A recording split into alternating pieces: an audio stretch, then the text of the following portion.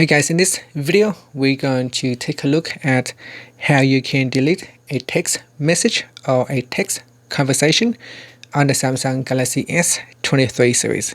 First, let's go back to the home screen by tapping on the home button at the bottom of the screen.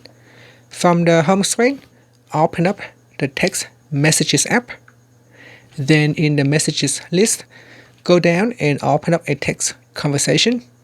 So here, and then if you want to delete a text message, simply touch and hold on that text message. And then at the top here, tap on the delete icon. Then it says that this action cannot be undone.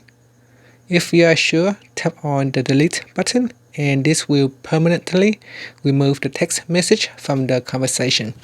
Now, if you would like to remove the whole conversation, you can touch and hold on the conversation and then tap on the delete button. This will delete the whole conversation, so it will delete all the text messages within the conversation. And that's it. So here I can go down and touch and hold, then tap on the delete button, and this will allow me to delete the whole conversation. And that's it. All of the text messages within that conversation is now gone.